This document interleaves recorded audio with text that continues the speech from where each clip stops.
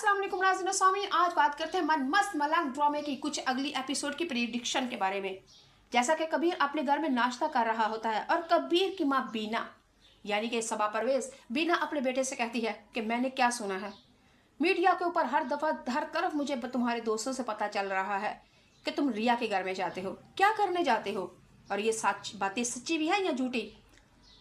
हमारे कबीर ने अपनी माँ बीना की ये बातें सुन के साफ साफ कह दिया अगर सच्ची हुई तो, और बीना ने अपने बेटे से साफ साफ कह दिया अगर सच्ची है तो इसको सिर्फ मजाक समझना, क्योंकि अगर ये हकीकत हो गई तो बड़ी जानें भी जा सकती हैं।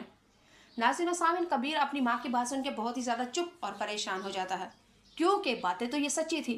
कबीर रिया के घर में जाता है और हीरो की तरह एंट्रियाँ देता है, यहाँ तक कि रिया की माँ ने, रिया की बड़ी बहन ने कबीर के ऊपर अटैक कर दिया था और लहूलुहान कर दिया था, हॉस्पिटल में था। वो तो अल्लाह का शुक्र है कबीर की जान बच गई, वरना रिया की बहन ने जान लेने में कोई कसर नहीं छोड़ी थी। बीना कबीर से कहती है कि मेरी बात सुनो, तुम्हारी शादी मैं अच्छी लड़की से करूंगी और ये रिया बिया के चक्रों से बाहर निकलो। वो हमारे दुश्मन की बेटी है और उसकी बड़ी बहन ने तुम्हारे भाई को धोखा दिया है, और अब हम एक ही दफा से एक ही जगह से दो दफा डंग नहीं खा सकते। कबीर अपनी माँ को कहता है कि आप कहना क्या चाहती है, रिया अपनी बड़ी बहन की तरह नहीं है। और बीना यानी कि कबीर की माँ ने आगे से कहा उस जैसी नहीं है, क्या मतलब, वो उस दोनों की रोगों में एक ही खून है, दोनों सगी बहनें हैं। और बड़ी बहन जो कि मेरी पहली बहू थी और तुम्हारी भाभी थी और तुम्हारे बड़े भाई की बीवी थी, उसने तुम्हारे भाई के साथ और इस घर के साथ बेवफाई की थी, गद्दार थी, बदकिरदार थी। तुम्हारे भाई के निकाह में उसने किसी गैर लड़के के साथ बदचलनियाँ रखी थी।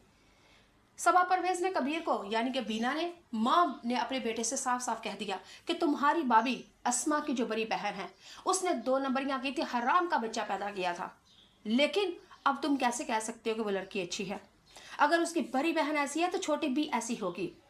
और बीना ने, माँ ने अपने बेटे कबीर को बार बार कहा कि ऐसी चक्करों से बाहर आ जाओ, बड़ी मक्कार बदकरदार लड़कियां हैं। उसकी बड़ी बहन ने भी किसी लड़के को अपने इशारों पर नचा रही थी, लेकिन बदबख्ती कि मेरा पढ़ा लिखा लड़का, अकल शक्ल वाला लड़का, समझदार लड़का, अब रिया ने तुम्हें अपनी पट्टियों के पर नचा रही है। बीना ने कहा अब एक दफ़ा से मैं 2 दफ़ा उन सपनियों से डांग नहीं खाऊंगी। नाज़रीन सामीन, हमारा कबीर अपनी माँ की बातें सुन के बिल्कुल चुप, क्योंकि माँ की बातों में सदाकत थी। क्योंकि नाज़रीन सामीन, आप लोगों को पता है, अगर आप लोगों ने मन मस्त मलंग ड्रामा पहले देखा है तो आपको पता है, अगर नहीं तो बताई देती हूँ। कबीर की जो भाभी थी यानी कबीर का बड़ा भाई मुबीन, उसकी शादी रिया की बड़ी बहन अस्मा के साथ हुई थी, और अस्मा अपने शोहर के होते हुए भी किसी मेके वाले किसी लड़के के साथ बदकिरदारी थी, और वहाँ पे एक बच्चा भी था नाजायज। मुबीन को जब पता चला तो उसने अस्मा को तलाक दे दी, यानी कि रिया की बड़ी बहन को तलाक दे दी। और रिया की बड़ी बहन जब अपने मेके में गई, यूं दोनों खानदानों की आपस में लड़ाई हुई, बात हत्ता तक आई, और माँ बाप कबीर के हाथों में, रिया के माँ बाप कबीर के हाथों से मर गए, और कबीर पाकिस्तान से बाहर निकल के फरार हो गया।